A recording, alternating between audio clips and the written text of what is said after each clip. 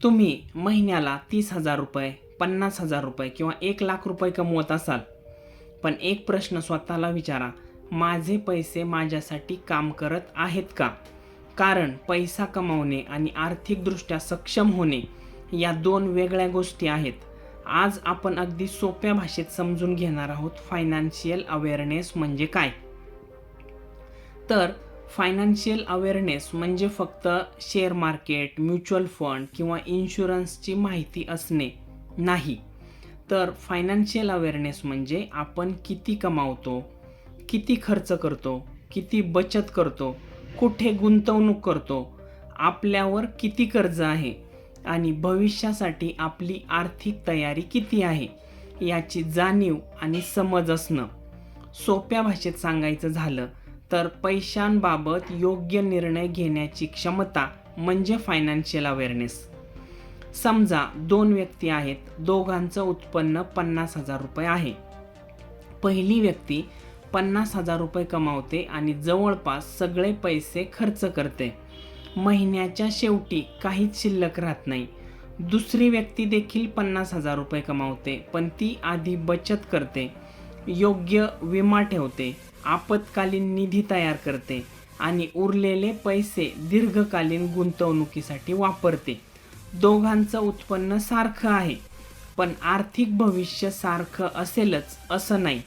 आणि म्हणूनच प्रश्न फक्त मी किती कमावतो हा नसून मी कमावलेल्या पैशाचं काय करतो हा देखील आहे.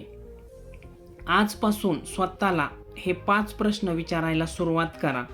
पहिलं, माझं मंथली इन्कम किती आहे? हे तर जवळपास सगळ्यांनाच माहिती असतं. पण दुसरा प्रश्न, माझा मंथली एक्सपेन्सेस म्हणजे महिन्याचा खर्च किती आहे? इथे अनेक लोकांकडे स्पष्ट असं उत्तर नसतं. तिसरा प्रश्न, माझा इमर्जन्सी फंड किती आहे? म्हणजे उद्या अचानक 3 ते 6 महिन्यासाठी समजा उत्पन्न जर बंद झालं तर माझं घर चालेल का?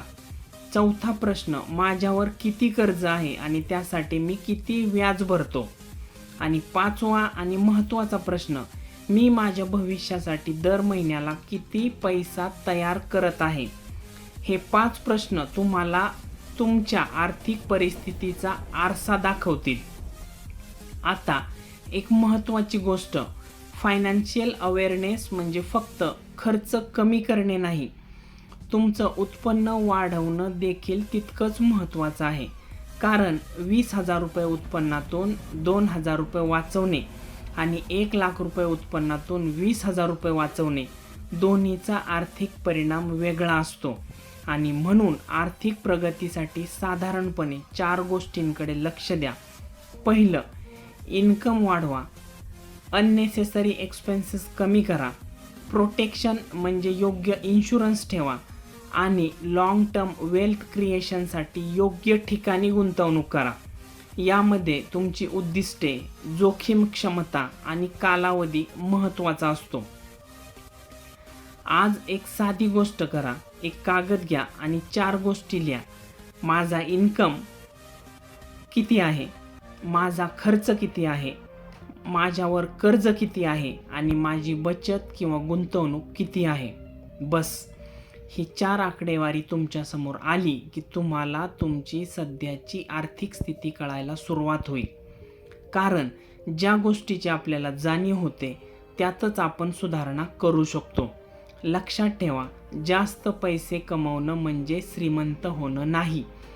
पैशाचं योग्य व्यवस्थापन करणं, आर्थिक जोखीम समजून घेणं आणि भविष्यासाठी संपत्ती निर्माण करणं ही खरी फायनान्शियल अवेअरनेस आहे.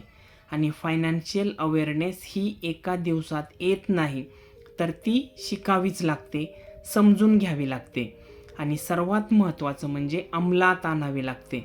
जर तुम्हाला अशाच सोप्या भाषेमध्ये इन्कम, सेविंग, इन्व्हेस्टमेंट, इन्शुरन्स आणि वेल्थ क्रिएशन याबद्दल शिकायचं असेल तर हा चॅनल सबस्क्राईब करा आणि हा व्हिडिओ अशा व्यक्तीला नक्की शेअर करा ज्याला पैसे कमवायचे आहेत, पण त्याचबरोबर पैशांबाबत योग्य निर्णय घ्यायलाही शिकायचं आहे.